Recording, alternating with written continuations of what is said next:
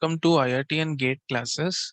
This is lecture 11 on operating system, and in this lecture we are going to resume our previous lecture only. So I will just recap the previous lecture so that you get more clarity, and then we will start our today's class. Okay, so we were discussing solution to critical section problem. So which solution is good if it follows three conditions: mutual exclusion, progress, and bounded waiting. Mutual exclusion, I have told you in the previous class, it means only one process must enter in CS at a time.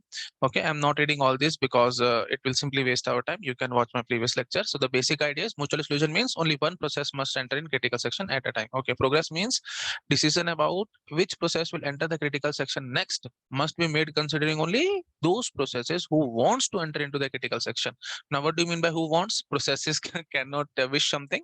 So who wants means they should not be in remainder section. Okay, so directly and indirectly, if processes are in if process is in remainder section, then then it must not interfere, or you can say it must not you can say participate in decision making about who will enter the critical section next. That is the basic meaning of progress. So progress means when process is in its remainder section, then it cannot stop or permit any process to enter in critical section, because it does not want to enter in critical section. Then why it will interfere with others? So it's just like politics in big corporate sectors. So what they are doing is one person is not doing the work, and he will ensure that other person will also not do the work. Okay, that is the strict politics and all. So if this thing happens, then obviously your company will not grow. So that is the basic scenario here. So progress means progress should be done. So when progress can be done, when processes who are not willing to enter in critical section, that means who are in their remainder section, should not stop other processes to enter into their critical section. That is the basic meaning of progress. Okay, and obviously this decision must come in finite time. Okay, time is very important. Finite time. Bounded waiting means number of processes. Waiting, you will say that it is related to time, but no, it is not related to time. It means number of processes entering into their critical section after a process request for the same must be bounded. Okay, so three definitions, and I have told you we have three types of solutions: software based, hardware based, OS based. So first we are studying software based solutions, in which neither hardware nor OS will help us in implementing CS. Okay, so four algorithms we will study. So first algorithm we have covered properly, and I have told you that here progress is not satisfied, bounded waiting is satisfied, and mutual exclusion is also satisfied. Okay, because these loops are mutually exclusive. Now either turn will be I or J, it cannot be both at the same time. So obviously only one of the loop will be broken and other will not be broken, and so on. I think you have got it. Okay, so we have got strict alteration fashion. So whenever we have strict alteration fashion, progress is never satisfied. I have told you in the previous lecture. Okay, so now we have started algorithm number 2, and in algorithm number 2 we have covered the first case, that means 0 0. Okay, when flag I is 0 and when flag J is 0. So what will happen? So we have considered this case, and you might be thinking that mutual exclusion will be satisfied, but no. I have told you line by line interrupt. You have to imagine line by line interrupt, and whenever we have line by line interrupt, so flag J is initially 0. So loop will be broken. Here also flag I is 0. It will be broken, and both will make flag I. It will make flag I to true. It will make flag J to true, and both will enter the CS. So mutual exclusion is not satisfied. Okay, mutual exclusion is not satisfied, and since it is mutual exclusion is the basic you can say necessity of critical section, so obviously solution is not good. But still, if you want me to check progress and bounded waiting, we can check that also. So mutual exclusion, how to check mutual exclusion? Line by line interrupt. Line by line interrupt. Okay, so next is progress. So how you will check progress? So progress means, see, if PJ does not want to enter in critical section. Okay, if PJ does not want to enter in critical section, that means it is in its remainder section, then it cannot stop PI to enter into its critical section. That is the basic thing. So now it's very, very simple. So I will see, I have just given you cases just to show you the basic things. That's why actually these cases are not required. Okay, more precisely, these cases does not they really does not matter here. Why they does not matter here? Because see, when PJ is in remainder section, then obviously flag J will be false, and when flag J will be false, then obviously PI can enter in CS as many times as it wants. So when PJ is here, please try to concentrate. When PJ is here, then PI can enter and exit any number of time, whatever number of time it wants, directly and indirectly. PJ is not stopping PI to enter in critical section. PJ does not want to enter in critical section because it is in a remainder section. Now, since it is in remainder section, so it should not stop PI to enter in critical section, and that's exactly what we are doing here. So when pj is here, it is not stopping pi, rather it is permitting because it has set flag j is equal to false. Okay, I hope you have got it. Similarly, when pi is in its remainder section, obviously when pi is here, so obviously it has done flag I is equal to false, and the moment flag I is false, you can say pj can enter as many time as it wants. So when pi is in remainder section, pj can go and in and out any number of time, whatever number of time it wants. So we do not really concentrate about here the cases and all. So progress will be satisfied 100%, that is for sure, progress will be satisfied. What about my bounded waiting? What about my bounded waiting? So the basic idea for bounded waiting is algorithm should be deterministic. Deterministic means we should be able to decide which after seeing the code, we should be able to decide that after how, see, when how we will check bounded waiting, we will say pi is in cs and pj is waiting to enter into the cs. Okay, and by the way, we should apply loop here also. So you can say like this, do while one. If we say like this, then only process can come again and again. Okay, do while one. Okay, so if we do not have this infinite loop, then obviously pi will come once, it cannot come again and again. We cannot imagine that. Of course it can come again and again only when user will double click on on an icon or and so on. So whenever user will give input, only then this or when user wants to start this process, then it will be started. Or if it is an os based process, then when os wants, then it will be started. That means it cannot come again and again. That is the basic thing. Okay, but if we apply the loop, do while one, then we can imagine it can come again and again and again. Okay, because there is a loop here, no? That's why it will keep on toggling here. So I think you have got it. Okay, so we should apply loop, only then we can imagine the things. Okay, so you should correct this thing, we should apply loop here. Okay, so now how we will check bounded waiting? Bounded waiting means algorithm should be deterministic. Deterministic in the sense, see, when pi is in cs and pj wants to enter in cs, then obviously where pj will be blocked, here pi at flag I it will be blocked. Okay, so now pj is blocked here and pi is in cs. Now try to see when pi comes out of cs, since it is an infinite loop and it is in remainder section, and when again it wants to enter into cs, can it enter or not? See, obviously it can enter. Okay, why? Because see, the first case was flag I is 0 and flag j is also 0, and forget about case here. Okay, I'm just repeating again and again, forget about cases, simply see this. When pj is waiting here, okay, when pj is waiting here, that means flag I is and pi is in cs. When pi is in cs, flag I will be true. When flag I will be true, obviously this will be true. So while true, so it will keep on toggling here. So pj cannot enter in cs. So when pi is in cs, pj cannot enter cs. So pj is waiting to enter cs. So how we will check bounded waiting? So we will say one of the process is in cs and other process is waiting outside cs. That means it wants to enter cs. Okay, and then bounded waiting means when pi comes out of cs and when it again wants to enter cs, now if it is allowed to enter again, then I can assume that it can enter as many times as it wants. So there will be no bound on number of times pi can enter in cs. So pj will keep on waiting here. You just imagine worst scenario, try to break the code, do not try to say that code is correct, you try to say that code is wrong, just like testers, what testing team is doing. Okay, why developing team and testing team, they are not good friends? Why? Because developing team is trying to prove that my code is correct, but testing team is trying to prove that your code is wrong. So testing keep on trying, the team members of the testing team keep on trying different test cases to prove that your code is wrong. That is the basic scenario, no? So same here also. So you just act like a testing team member. Okay, so you will try to break the code, you will not say, you will not try to prove that it is correct, you will try to prove it is wrong. So so how I will say, imaginary scenario that pj is here, flag I is equal to true. Okay, and interrupt comes and see, when it was in cs, interrupt came and pj was executed and flag I was true, so it was keep on toggling, so its time quantum is expired. Okay, and when again pi starts, it was in cs, it comes out of cs and again it tries to enter cs, it can enter. Why? Because flag j is false, so it can enter again and again and again and so on. Okay, so obviously we cannot say that bounded waiting is satisfied. Okay, because if it enter once, then it can enter as many times as it wants. So there is no bound on number of processes. So now see this, pj has requested to enter cs. Now there is no upper bound, or there is no bound on number of times pi can go in and out of cs. There is no bound at all. algorithm is non-deterministic. We cannot guarantee when PJ will enter and so on. So bounded waiting is not satisfied here. I hope you have got it. Okay. Yes. And of course, we have imagined that flag J was false here.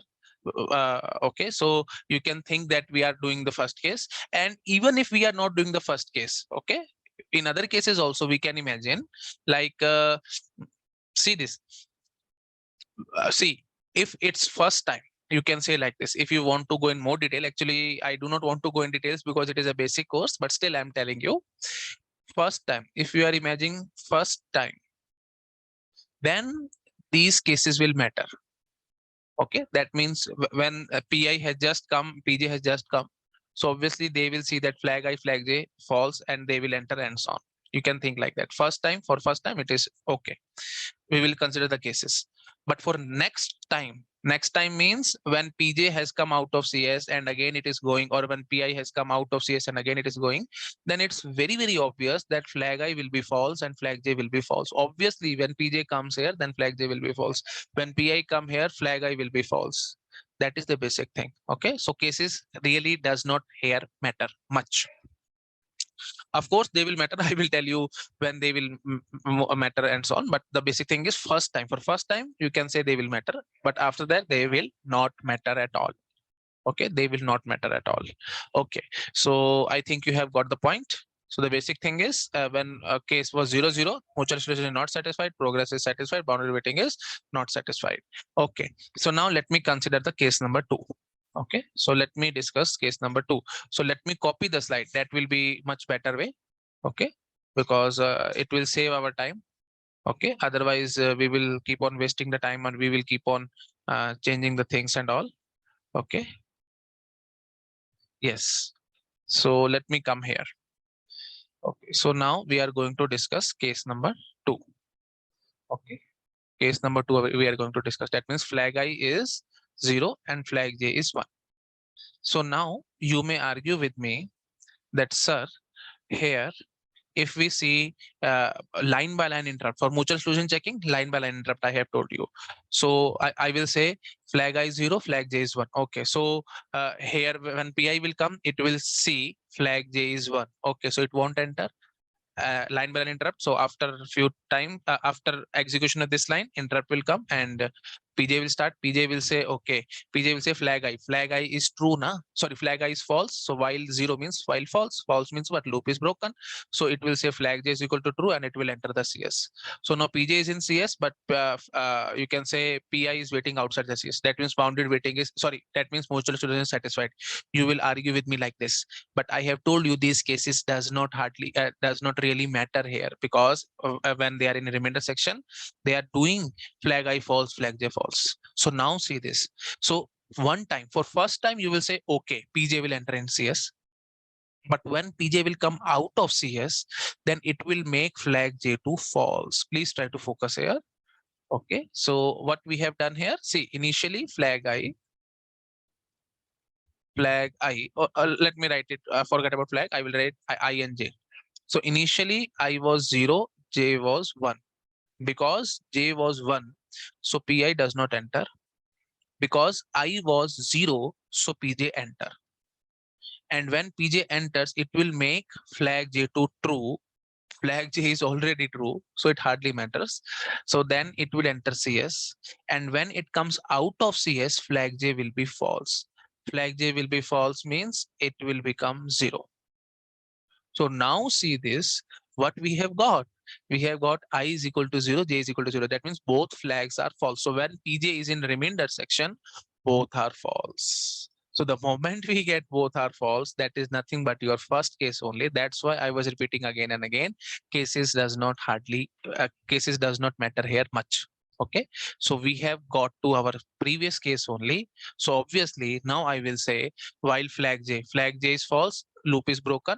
But I will not go here line by line interrupt. Here I will say flag I is false, loop is broken. It will say flag J true, it will say flag I true, both will enter CS, mutual exclusion is broken. That was the basic idea. So mutual exclusion is not satisfied. Okay, next is progress. So please tell me about progress. I have told you in the previous case also, when PJ is in remainder section, just forget about everything. You just simply say when PJ is in remainder section, that means PJ does not want to enter into the CS. Okay, so it has made flag J false. Since it has made flag J false, that means directly, indirectly, it has said PI that you can enter in CS because I does not want to enter CS. That is cooperation, na? Cooperation between two persons. When one person comes out, for example, you can say changing room, okay, or dressing room. So in you are in a shopping mall and you have purchased a dress and you want to try it out. So you will go to the changing room, okay, and obviously you will lock the door. And when you come out of the changing room, obviously you will leave the door open so that other person can enter. So that is the case here. So see this. Now what PJ is doing, it is doing flag J is equal to true. The moment it is doing flag J is equal to true, so PI cannot enter. So it and PJ enter the CS and it will lock it. Okay, it will lock. That means what? Nobody can enter into its CS. Are you getting it? It has just locked the door. Now it is in CS. It is changing the clothes and all. And when it comes out, it will open the door so that other person can enter. So when PJ is in is in remainder section, it is not stopping PI to enter in CS. Directly, indirectly, when PJ does not want to enter in CS, then it is not stopping PI to enter in CS. So there is no politics and there is no you can say politics kind of thing here. So when somebody is not doing work, he is not stopping other to do the work. Okay, so that is the basic scenario. So when PJ is in outside CS, PI can enter CS, no problem. Similarly, when PI is in remainder section, when PI is here, so it has directly indirectly said flag is equal to false. So that means it has said to PJ, you can enter as many times as you want because now I do not want to enter CS. So obviously progress is satisfied. So here case does not matter, na? Here case does not matter. Whatever may be the case, it hardly matters to me. I will simply say when we are in remainder section, flags will be false. That's it. So game over, progress is satisfied. What about my bounded waiting? What about my boundary? Same. It will not be satisfied. Why? Because when PI is in CS and PJ is waiting outside the CS, when PI is in CS means what? Flag J is true. Okay, let me write it again. No problem. IJ. Okay. Initially they were 0 and it was 1. Okay, so yes, so what we have done, so imagine flag J is 1, so I will say that since flag J is 1, so PI cannot enter CS initially. PJ will enter CS, no problem. PJ will enter CS. So let us assume that thing only. Now please do not say, sir, PI is not entering CS. So here we can have problem and all. PI wants to enter CS, but PJ does not want to enter CS and so on. But till what time? Obviously, what do you mean by does not want mean it is in remainder section. So obviously it will start when PI will come, it will obviously start and obviously it will try to enter in CS. Okay, so PI wants to enter CS, flag J was true, so it will not enter. And PJ, whenever PJ will come, I do not know when it will come, but whenever it will come, it will immediately try to enter in CS and it will immediately see flag I to be false and it will enter CS. It will make flag J is equal to true, which was already true, and it will enter CS. And the moment it comes out of CS, flag J will be false and everything will be started again. No problem. So do not say, sir, here flag J is equal to 1. So that means when PI comes and PJ does not want to enter CS, PJ wants to enter CS, PJ does not want to enter CS. We cannot say like this. This is hypothetical situation. Okay. So obviously when we have two processes, then they will come. One day or other day, they will come. Okay. And the moment PJ will come, it will clear all the problems. Whatever problems were there, it will clear all the problems because it will make flag J false and then PI can enter and so on. Okay, so yeah, so we were discussing bounded waiting. So I is equal to 0, J is equal to 1. So we will imagine that PJ is in CS. Okay, PI cannot enter initially, PJ can enter CS, so PJ is in CS. PI is waiting outside CS because it has checked flag J is equal to true. Now see this. Now when PJ comes out, flag J will become false. And if it is your day or it is a good day or it is your, you can say, lucky day, then control will come here. Okay, or you can say interrupt occurs and control comes to PI and it will check flag J was false, so it will enter CS and so on. Everything is fit and fine. But I have told you we are not trying to prove code is correct, we are trying to prove code is wrong. So how we will prove? We will say, okay, we have a bad day in the sense when PJ comes out of CS, that means flag J is false and it is in remainder section and again it wants to enter CS, whether it is allowed to enter or not. Yes, 100%. Flag I we have not touched yet. Okay, PI is here only, flag I is not touched yet. Flag I will be true when PI enter into the CS. Okay, so PI has not entered, so flag I is 0 only. So obviously flag J will become false, and it will try to again enter. Flag I was false only. It will keep on going and coming, and it might happen that it will never get done. So obviously bounded waiting is not satisfied here. I think you have got it. Now I am leaving this as your homework. Exactly same scenario for this. Okay, let me jump to the next slide. Then I will tell you. Okay, please take snapshot. Okay. So next is case number 3. So for case number 3, I will say this I am leaving as homework for you. Exactly same thing you will get. Okay. Yes. Let me jump to the case number 4. That is very, very important. Let me jump to the next slide. Take snapshot. Okay. So case number 4 is really very interesting. Case number 4, when we will consider first time only, both flags are true. Okay, so when both flags are true, so PI will check flag J will be true, PJ will check flag I is true. So obviously both are true, na? So how they will start? They cannot even start. Okay, so here case will matter. Okay, so I have told you 4 cases now. So when flag I and flag J both are true, then obviously none of them will enter in CS. So it will be a kind of deadlock situation. Why? For example, PI will come and it will check flag J. Flag J is true. Flag J is true now. So it will keep on rotating in this loop. It will keep on spinning here. PJ will check flag I. Flag I is true. So it will keep on spinning here. So when interrupt comes, control comes to here. It will keep on checking here itself. It cannot enter CS, and when after interrupt it control comes here, it will keep on checking this loop only. So both will stuck in this loop. None of them will enter in CS. Okay, so the moment none of them will enter CS, you will immediately say progress is not satisfied. Are you getting it? And obviously here mutual exclusion will be satisfied. Why mutual exclusion will be satisfied? That is for sure. See, I will say none of them is entering. So what mutual exclusion is saying? We will say line by line interrupt, and 2 processes cannot enter in CS. So what we can say, at most one process should enter in CS. That is the basic meaning of mutual exclusion. At most one process should enter in CS. So that's it. So at most one process should enter in CS. So here at most means what? 0 or 1. Okay, so 0 processes are entering into the CS. So obviously mutual exclusion is satisfied. Okay, so no processes entering in CS. That means 0 processes entering. So mutual exclusion is satisfied. If you have any doubt, you can watch or you can see my slide also. In mutual exclusion, I have told you mutual exclusion is satisfied if and only if at most one process is in CS at a time. Okay, so when mutual exclusion is not satisfied, if 2 or more processes are entering into their CS, then mutual exclusion is not satisfied, and we say race condition has occurred. When 2 or more processes enter, then problem will start. When 1 process enter, no problem. When 0 process enter, no problem. Okay, yes, so I think you have got it. So mutual exclusion is satisfied. Okay, and what about my bounded waiting? Bounded waiting means, see, when, okay, actually here you will imagine that bounded waiting is, you can imagine that bounded waiting is satisfied. Why bounded waiting is satisfied? See this, when PJ is here, okay, PJ is here, or you can say it is spinning, and it is also spinning. So you can say when PJ has requested to enter into CS, after PJ has requested to enter CS, how many processes are going to enter in CS? That is the basic scenario. It should be bounded. So after PJ has requested to enter in CS, then no process is going to enter in CS. Now, when no process is going to enter in CS, obviously bounded waiting is satisfied. Okay, because what bounded waiting is saying, number of processes entering into their critical section after a process request for the same must be bounded.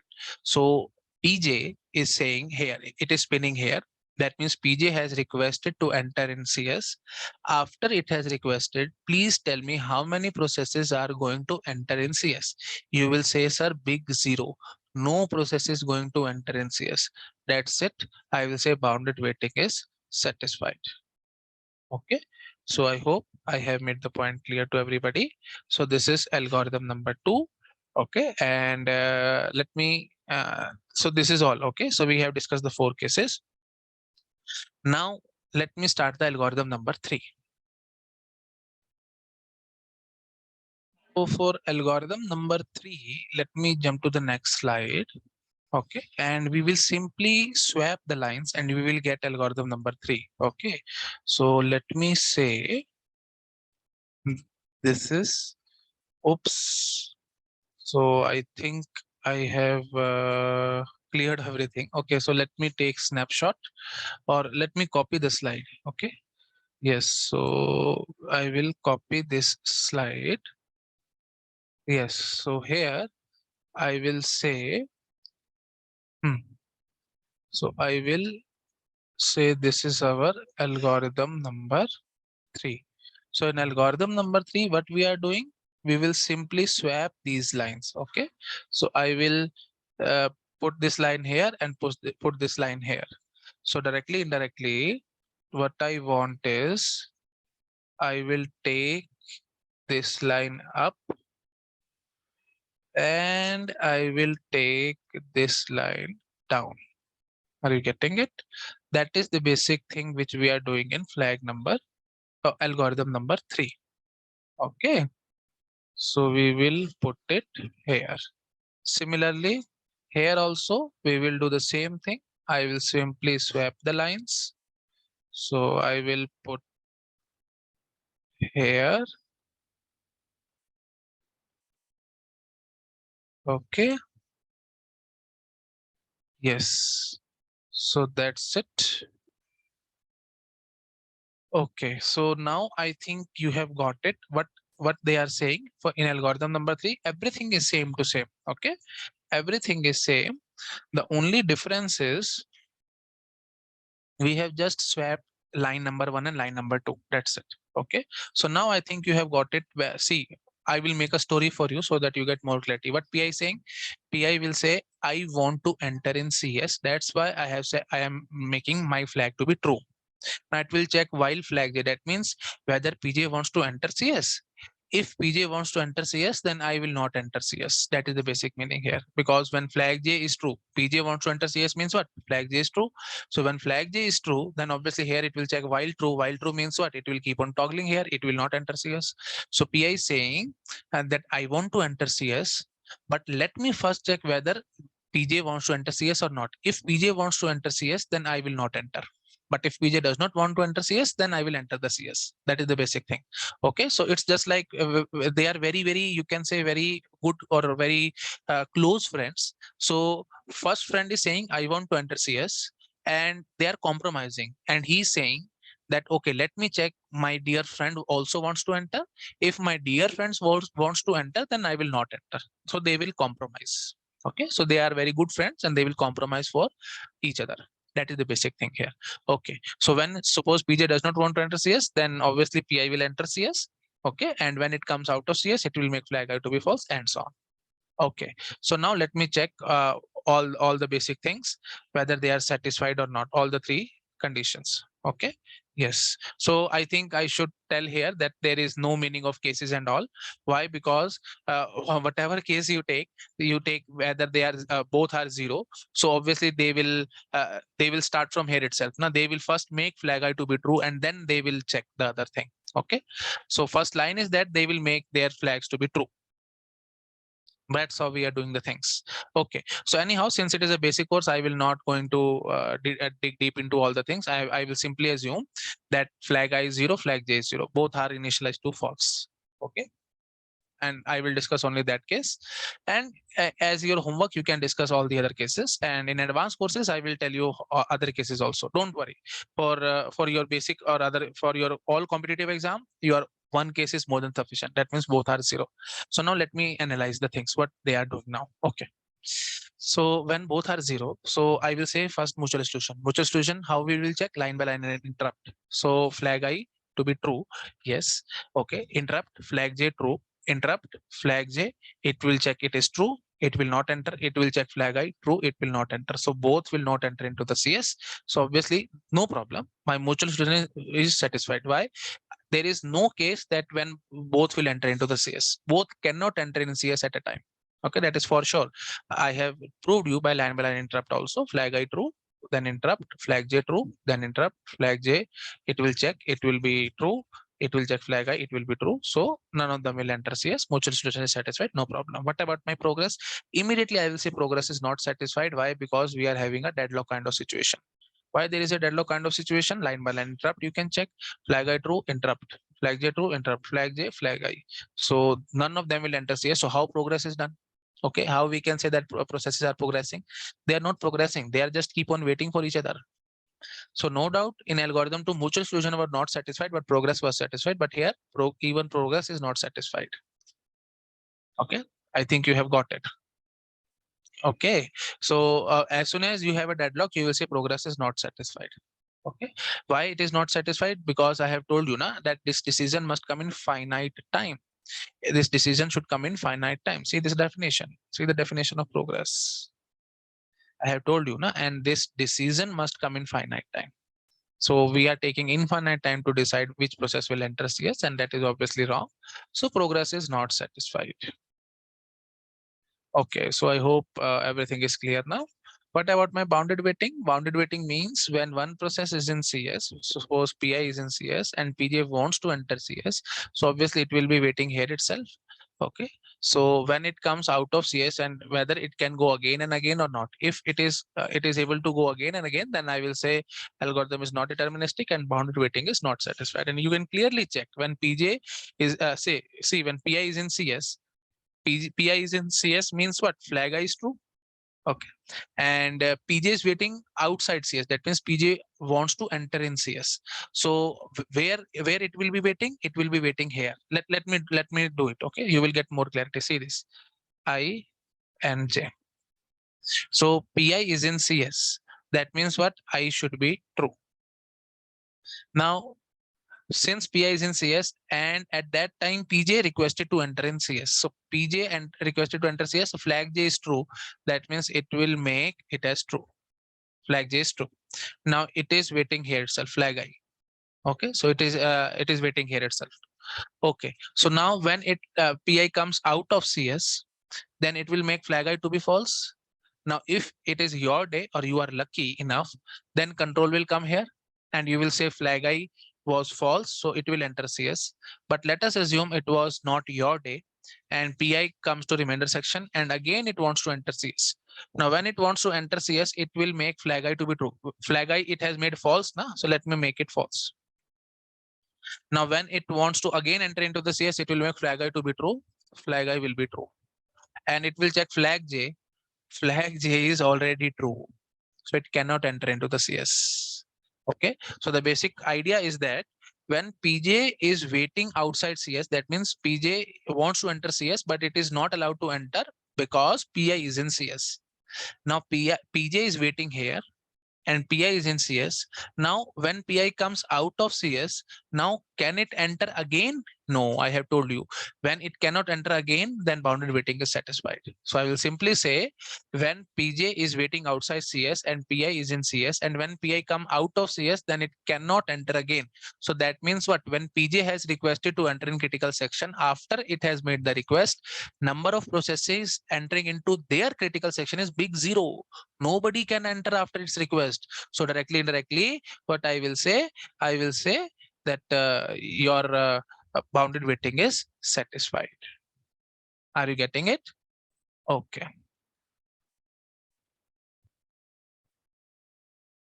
Let me start algorithm number 4, but I will just give you a hint because I have said that we have other cases also. So it's your homework. You will check 01, 10, 11. So in all the rest of the 3 cases, same scenario will be there. Mutual solution satisfied, progress not satisfied, bounded waiting is satisfied. You can check yourself. It's homework for you. Okay, it's very easy, and if you are able to follow, then it's okay. Otherwise, you can just leave it because it is not required for this much detail is not required for competitive exams. Okay, but I am giving you very much detailed explanations of all the things. Okay. Yes, and anyway, in advanced courses, I will definitely tell you about how to check these 3 cases also. But I think you have got the idea how we can check it out. Okay. Now let me start algorithm number 4. Take snapshot. So now we are going to start algorithm number 4. Algorithm number 4 is known as Peterson's solution. Peterson's solution. Now I think you have got it because I am giving you the name of the solution. In previous three algorithm, I have not told you the name. Here I am telling you the name. So obviously you have got it that it is one of the good solution. Okay. It is one of the good solution. That means all the all the four conditions will be satisfied. So now let me tell you how the things are done here. Okay. So here we have mixed the two things. Okay. So in algorithm number one, we have turn variable. Please check it out yourself. In algo one, we have turn variable, and in algo 2 and 3, we have flag variable. So now I will mix these turn and flag, and then that solution is algorithm number 4. So are you getting it? So how scientists get idea? So they will see the wrong solutions and all, and then they will try to mix them up and they will try to correct it. So algorithm number 1 was wrong, algorithm number 2 and 3 was wrong. It was because here was turn variable, strict alteration fashion. Algorithm number 1, progress was not satisfied. Algorithm number 2 was using flag variable, and there were problems. Okay, so now we will mix both of them. So how we will mix? Let me tell you. So okay, so let me write the basic things first. So we are using what? Flag. Flag is an array. Flag is an array, okay, of two variables, 0 and 1, and of they are of Boolean type, okay, of Boolean, okay, and it is a shared variable, obviously, okay, array of 0, 1 of Boolean, okay, and we have a turn. Turn also can take only two values, I or j, okay. Yes, so it is also a Boolean variable. Directly, indirectly, it is also Boolean, and both are shared variables.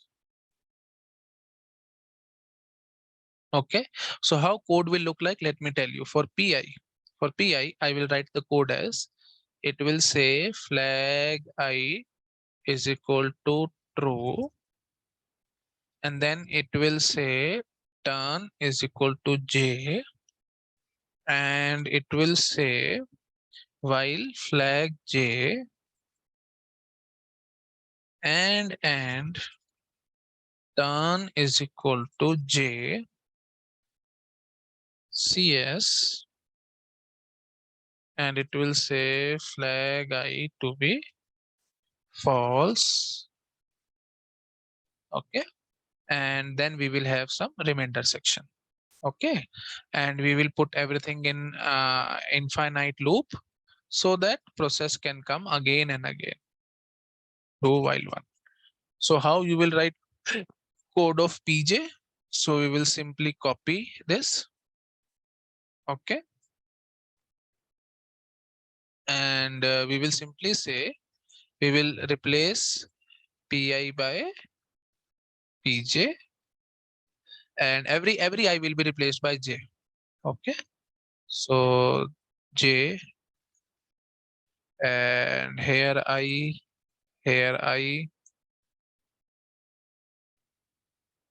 and here also I. Okay, yes, and in the last we will say flag j. So now let me build the story for you first, and then we will dig deep into this. Okay, so initially we will say flag array of Boolean type. Initially both are false. Okay, initially both are 0. That means both are false. That means none of them wants to enter in CS. Okay, so what PI will say? Flag I is equal to 2. That means I want to enter in CS, and it will say but turn is of j. So are you getting it? So this is pessimistic approach. So what pessimistic means? He will try to think in opposite way only. Okay, so he's a pessimistic person. PI will say I want to enter CS, but turn is of j.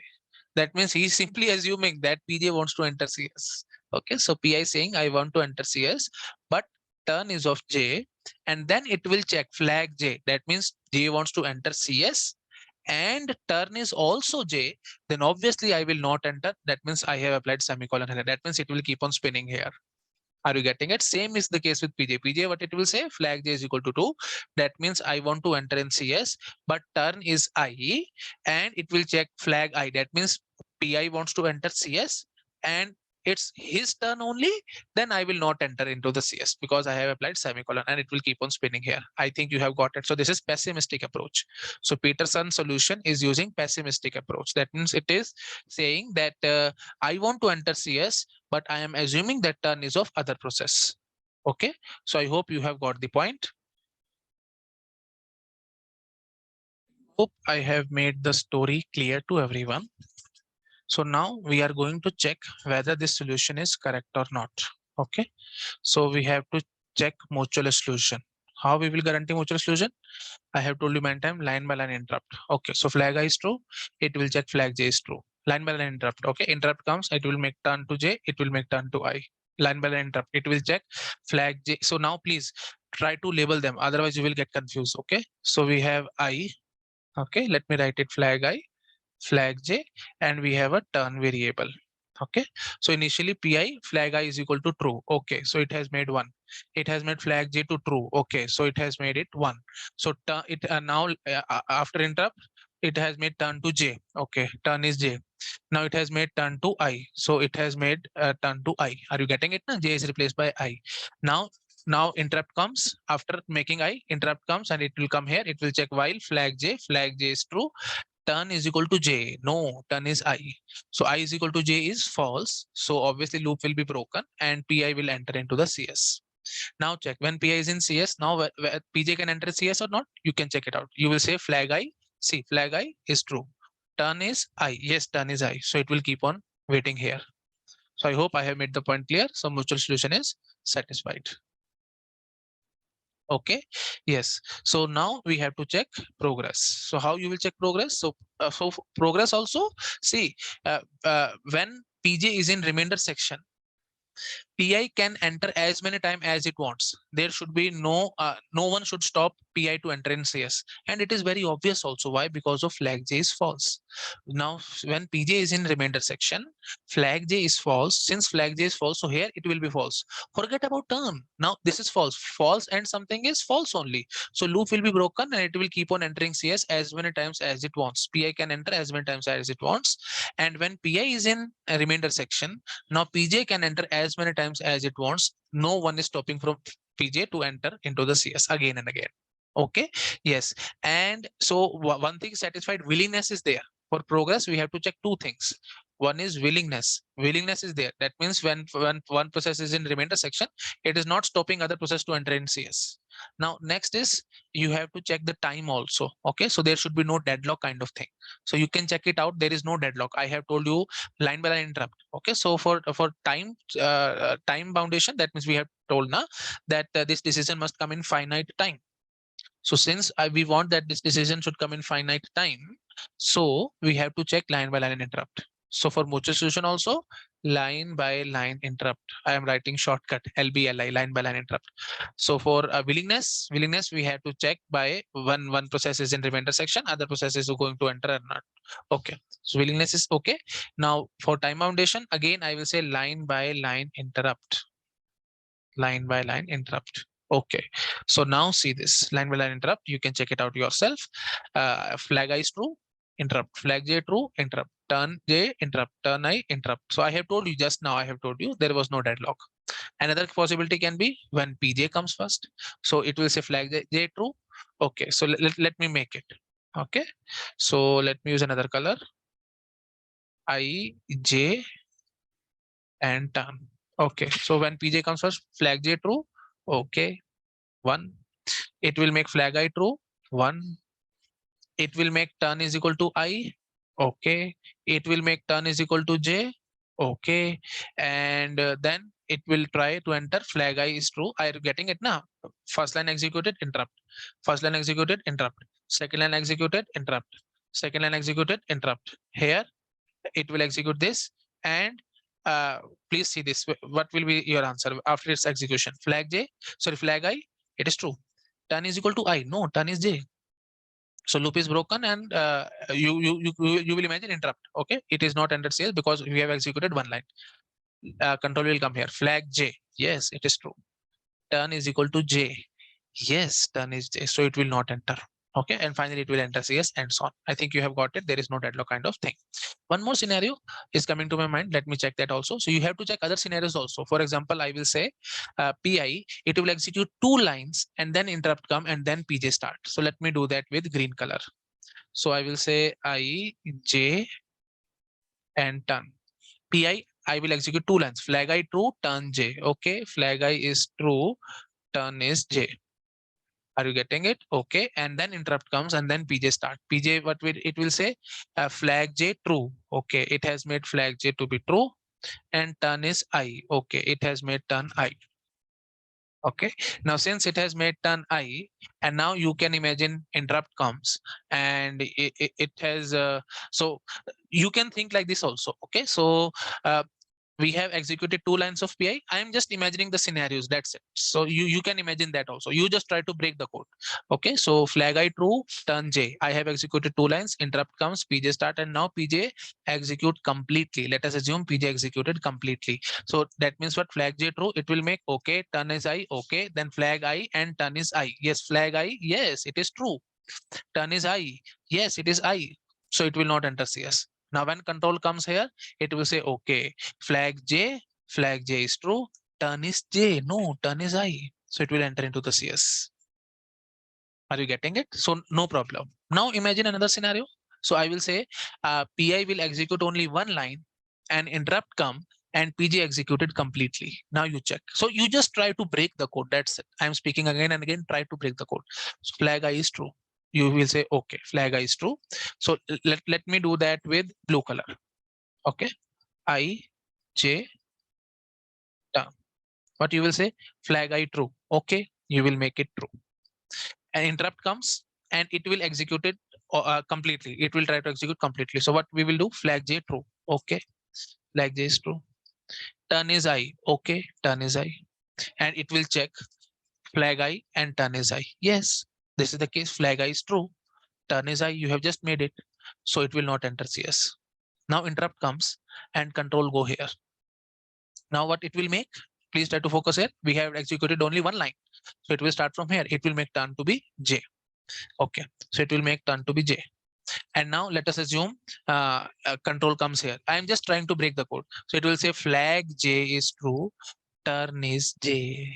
It will not enter. I have told you earlier it was not entering, and here also it is not entering. So you will consider it is a deadlock. No, since it is not entering, so our turn is J.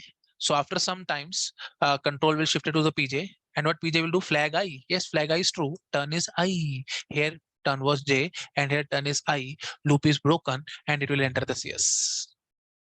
Okay. If you have any doubt, please rewind the video and watch it again. You will get more clarity. So that's how I have proved. I have taken arbitrary many cases, and after doing all the cases, I have simply get you the idea that deadlock is not coming anywhere. So time foundation is also satisfied. So clearly, I will say from these two conditions, I will clearly say bounded waiting is progress is satisfied. Now the last condition is bounded waiting. How you will check bounded waiting? So what was the idea of bounded waiting? Let us assume one process is in CS. Okay, let us assume one process is in CS and other process is waiting outside CS. So how PI has entered CS? So you can imagine flag I was true, turn should be I, or you can say flag I is false. See, there are 2 ways with which PI can enter CS. One way is flag J is false, or another way is flag J is true and turn is I. Are you getting it? That's why we will say I is not equal to J and it will enter CS. So anyhow, I am imagining that PI is in CS and PJ is waiting outside the CS. So why PJ is waiting outside the CS? I will say flag I was true and turn was I. That's why it is waiting outside the CS. So let me imagine that thing. Okay. So where I should write? So I am writing here with the black color. Okay. I, J, and turn. I will say PI is in CS. PJ is waiting outside CS. PJ is waiting outside CS. So first of all, please let me tell you this thing. PI is in CS. That is for sure flag I is true. If flag I is not true, how PI will enter CS? Because for entering CS, flag I should be true. Now only then it will come. Okay. Now PJ is waiting outside CS. That means what? PJ is waiting here. That means what? Flag J is true. That is for sure. Flag J is true. Okay. And what about turn? Turn should be I because it is waiting outside CS. Otherwise, it should have also entered the CS. And I have told you both cannot enter CS at the same time. Bounded waiting is already, sorry, mutual exclusion is already satisfied. So you cannot think like that. So only thing is it is in CS, then it must be waiting outside CS and turn should be IE. That is for sure. Turn is I. Okay. Yes. So now I will say when PI is in CS and it comes out of CS, when it comes out of CS, it will make flag I to be false. Okay, no problem. It will make flag I to be false and it is in remainder section. Now, if it is your day or it is your, you can say lucky day, then immediately control will come here and it will check flag I to be false because flag I is false here. So it will enter CS. Now let us assume, no, it is not your day. We want to break the code. No? So it will again try to enter CS. Why? While one loop is there, so it will try to again enter into the CS. So it will say flag I to be true. Okay, so it will say flag I to be true and it will make turn to be J. So initially turn was I, now it has made turn to be J. So it will say flag J. Yes, obviously flag J was true now because it is a flag PJ is here. So obviously it has made flag J to be true. I have told you earlier also. It will check flag J is true. Yes, turn is J. Yes, it has just made turn to be J. So it will not enter into the CS. It will not enter into the CS. Now when control will come here, it will check, see turn is J and here flag I is true, no doubt flag I is true.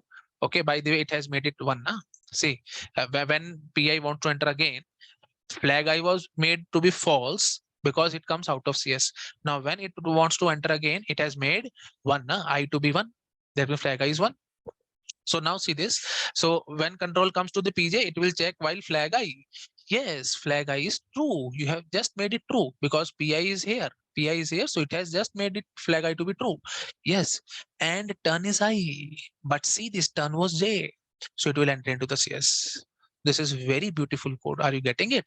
So 100% bounded waiting is satisfied. That means directly and directly what I want to say, when PI is in CS and PJ is waiting outside CS, and then this is for sure that PJ will enter next. PI cannot enter next, and there is no deadlock kind of situation and all. Are you getting it now? Deadlock is avoided by turn variable. I hope I have made the point clear. So bounded waiting is 100% satisfied here. Okay, why? Because when PI is in CS, you can note down if you want to note down, you can note down, I'm dictating. When PI is in CS and PJ is waiting outside CS, then it is guaranteed that next process to enter into CS, will be PJ. PI cannot enter again. Okay, now since PI cannot enter again, next turn will be of PJ. So obviously number of processes entering into their critical section after a process request for the same is bounded. And more precisely, it is 0, big 0. That's it. So I hope I have made the point clear. So bounded waiting is satisfied here. Okay, so this is all about your Peterson solution. I hope I have made the point clear to everybody. So everything is satisfied here: mutual exclusion, progress, and bounded waiting.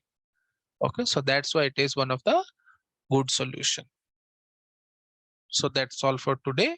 We have completed all the 4 algorithms. So software-based solutions are over now. Software-based solutions are over now. In the next lecture, we will start hardware-based solutions. In the next lecture, we will start hardware-based solutions. Okay, yes. So one more point I want to say, software-based solution, I have told you, neither operating system nor hardware will help in implementing CS. So I am assuming, I have told you many times that we are trying to break the code. We are trying to break the code again and again. So see this. Hey, so why we are trying to break? Because I am assuming that operating system is not helping us.